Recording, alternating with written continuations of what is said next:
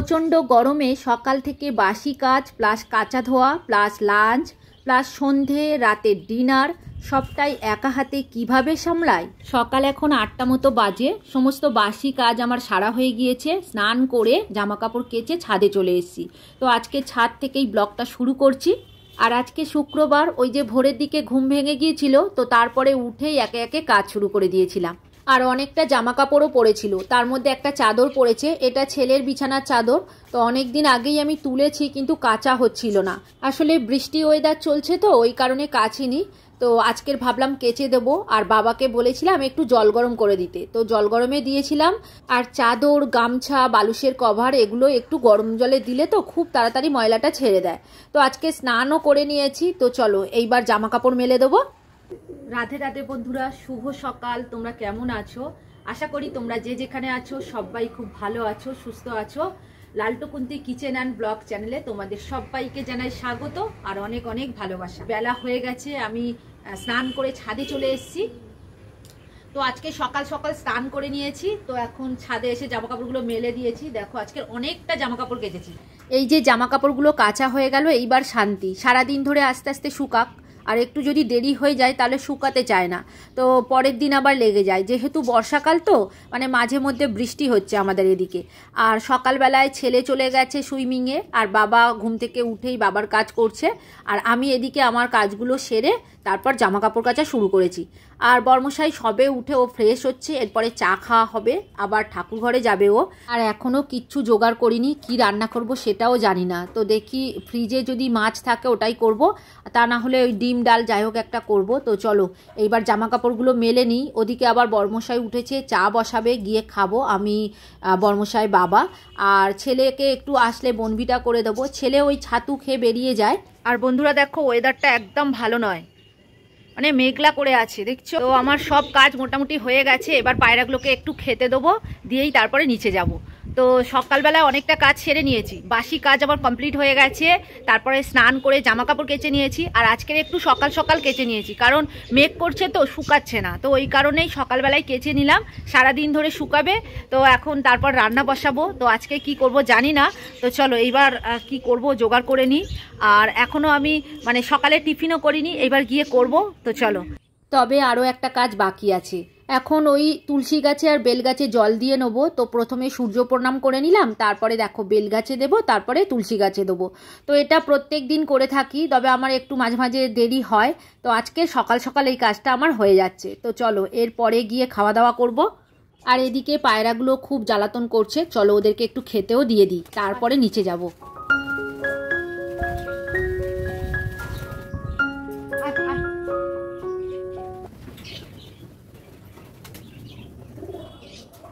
আজকে দেখো কত ভালো হয়ে গেছে, সবাই চাল খাচ্ছে। মাঝে মাঝে এমন ভাব দেখায় চাল একদম খেতে চায় না, চালগুলো নষ্ট হয় পড়ে থাকে জানো তো।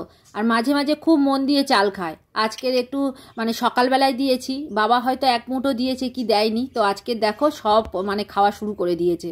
তো কিছু কিছু পায়রার আবার বাচ্চা আছে, তো ওরা খেয়ে গিয়ে আবার বাচ্চাগুলোকে খাওয়ায়। তো যাই হোক বেলার দিকে বর্মশাই দেবে, এখন আমি একটুখানি চাল দিয়ে দিলাম।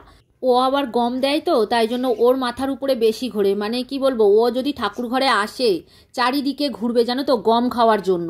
এত ভালোবাসে গম খেতে। তো এদিকে কি রান্না করব দেখি, ফ্রিজের মধ্যে কি মাছ চিংড়ি আছে সেটাই দেখছি।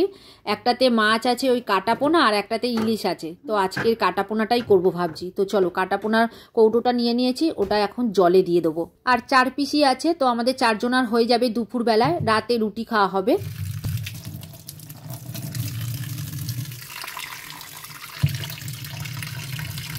এই রকম এয়ারটাইট কন্টেনারে করে মাছ রাখলে ডিপ ফ্রিজে মাছ কিন্তু নষ্ট হয় না, যেরকম মাছ সেরকমই থাকে।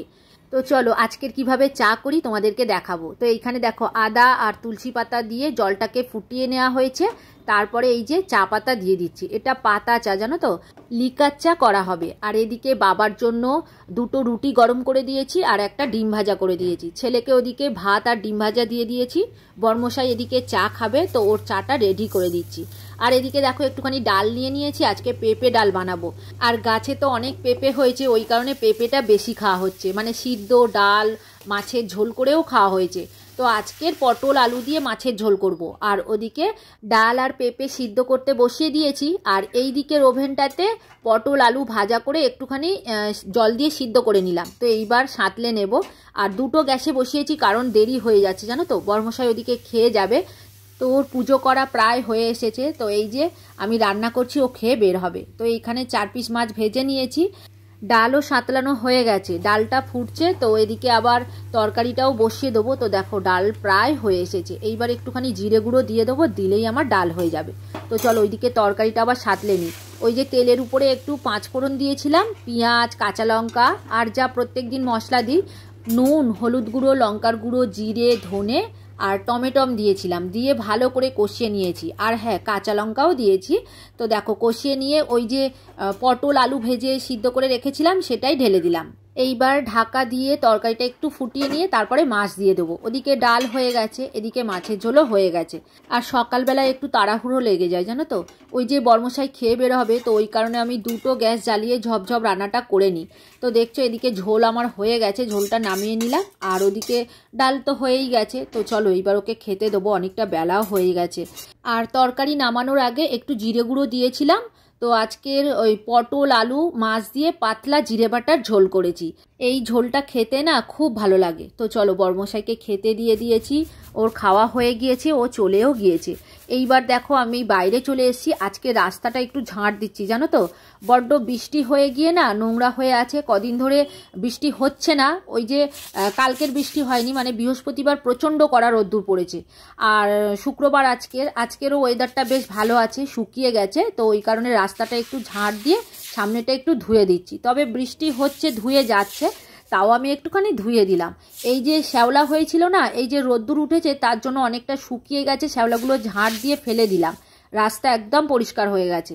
আর আমাদের বাড়িতে একটা বিপদও হয়ে গেছে, জানো তো, দুদিন আগে বাবা পড়ে গিয়েছে। ওই যে ডাব গাছটা আছে ওইখানে একটু শ্যাওলা হয়েছিল। তো ওইখানে বাবা সাইকেল নিয়ে যাচ্ছিল, হঠাৎ করে রাস্তার মধ্যে দুম করে পড়ে গেছে।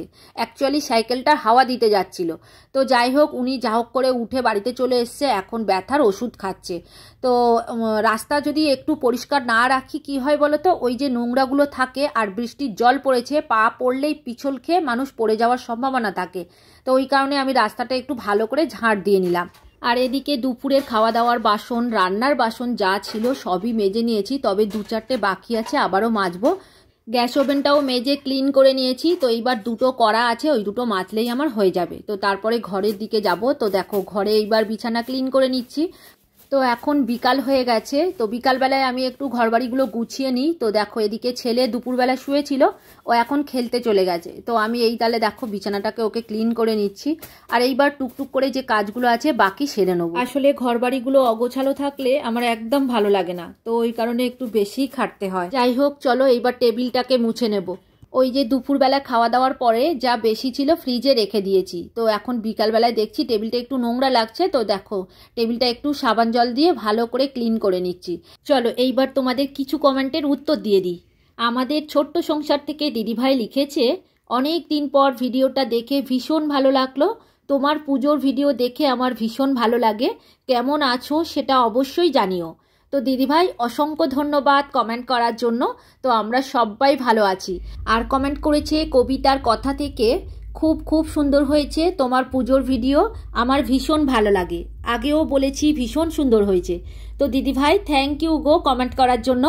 আর বিট্টু বিদিশা ব্লগ আইডি থেকে লিখেছে, তোমার কাছে ভোলে বাবার পুজোর অনেক নিয়ম শিখলাম। তো দিদিভাই আমি কিন্তু অত নিয়মকানুন জানি না। তো যতটুকুনি দেখেছি মা বাবাদের পুজো করতে, আর দেখেছি ভোলে বাবাকে স্নান অভিষেক করায় তো অনেকেই, তো সেটা দেখেই আমি করি আর কি। যাই হোক তোমাদের সবাইকে অসংখ্য ধন্যবাদ এত সুন্দর সুন্দর কমেন্ট করার জন্য।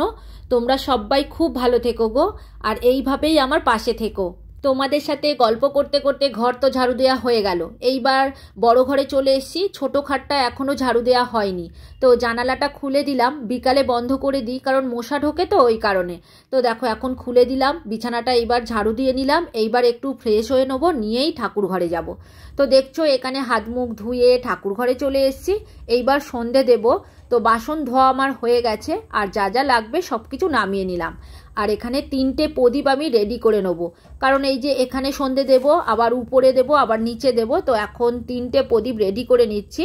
আর আজকে তো দুপুরবেলায় আমি ঠাকুরের পুজো করিনি, বর্মশাই করেছে, তো সন্ধেটা আমিই দিচ্ছি, তোমাদের সাথে শেয়ার করছি। আর এখন বর্ষাকাল, তাও প্রচণ্ড গরম চলছে জানো তো, দুদিন ধরে একটু কড়া রোদ্দুর উঠছে, আর বৃষ্টিটা একটু কম হয়েছে, তো ওই কারণেই গরমটা বেশি পড়েছে। চলো ওদিকে সন্ধেটা ঝটপট করে দিয়ে নিই, তারপরে ছেলে এসছে, ওকে আবার ম্যাগি করে দিতে হবে। তো প্রথমে ওই যে ছাদে বেলতলা আছে না, ওখানে আগে দেব। তো দেখছো রাত হয়ে গিয়েছে, আর এই সবে ছেলে এসেছে, ও একটু ফ্রেশ হচ্ছে, আর আমি এদিকে সন্ধেটা দিয়ে গিয়েই ওকে ম্যাগি বানিয়ে দেবো। তো আমার একটু দেরি হয় সন্ধে দিতে, কারণ এই যে উপরে দিলাম, এইবার গিয়ে নিচে আরতি করব, সন্ধে দিয়ে নেবো, তারপর আবার নিচে যাব, সমস্ত ঘরগুলোতে দেখাবো, তো ওই কারণে একটু সময় লাগে। তো ছেলেকে বললাম তুই ততক্ষণ ফ্রেশ হ, আমি এক্ষুনি আসছি, মানে 20-25 মিনিটের মধ্যেই আসবো। তো এদিকে সন্ধেটা দিয়ে নিয়েই ওকে ম্যাগি করে দেব, তারপরে আবার প্রসাদ তুলবো। তো চলো এবার আরতিটা করে নিই।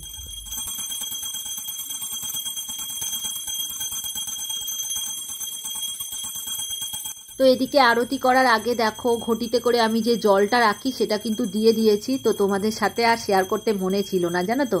তো চলো আরতি প্রায় আমার হয়ে এসছে, এইবার নিচে যাব, মানে ঘরগুলোতে আগে দেখিয়ে নেবো, তারপরে একদম নিচে গিয়ে তুলসী তলায় দিয়ে আসবে এই প্রদীপটা। তারপরে রান্নাঘরে যাব, ম্যাগি করব, তারও 25 মিনিট মতো পরে প্রসাদ তুলে নিয়ে আবার রাতের খাবার করব। আর আজকের একটু মেথি মৌরি ভিজিয়ে দিয়েছি, ছেলেটা বলছে আমার শরীরটা গরম হয়ে গেছে। আসলে এই যে গরম পড়েছে না, জলটা ঠিকঠাক ওর খাওয়া হয়নি, আর ছেলেটা নামেই শুধু বড় হয়েছে, বুদ্ধি তো একদমই নেই, মানে জল খাওয়ার কথা ওর মনেই থাকে না, মানে বলবো বাবু জল খা তবেই খাবে। তো যাই হোক এদিকে দেখো ওর জন্য মেথি ভিজিয়ে দিয়েছি, তবে ওকে একার দেবো না, আমরাও খাবো। তো একটা বাতাসা দিয়েছি, একটু মেথির জল দিলাম, তার মধ্যে আবার এমনি প্লেন জলও দিলাম, দিয়ে দেখো গুলিয়ে নিয়ে এখন ওকে দেবো। এটা সকালবেলায় খেলে খুব ভালো হয় জানো তো। ও আমাকে সকালে বলেনি, বা তার আগের দিন যদি বলতো তাহলে আমি ভিজিয়ে রাখতাম। ও তো সকালবেলায় উঠেই মর্নিংয়ে সুইমিংয়ে চলে যায়, তো আমাকে কিছুই বলে না, আমি তখন ঘুমাই, আর অনেকটা রাত করে শুই বলে ও আমাকে আর ডাকেও না। আর বেলার দিকে আসে, ওই যে ছাতু খেয়ে বের হয়, তো জলটা খুব কম খাওয়া হয়, ওই কারণে শরীরটা ওর গরম হয়ে গেছে। তো যাই হোক ওর সাথে সাথে বর্মশাইকে দিলাম, আমি আর ও খেলাম। বাবা প্রায় সময় একা একা ভিজিয়ে খায়। তো দেখো এখন আমি বসে বসে একটুখানি ওই বাতাসা আর মেথির জল খাচ্ছি, বেশ ভালো লাগছে জানো তো। এইরকম মেথির জল একটু গরমকালে খাওয়া উচিত, তাতে কি হয় পেটও ঠান্ডা থাকে আর মাথার চুল পড়া অনেকটাই কম হয়। তবে আর নিজের যত্ন নেওয়ার মতো সময় নেই জানো তো, সংসারের কাজ, তারপরে এই ভিডিও।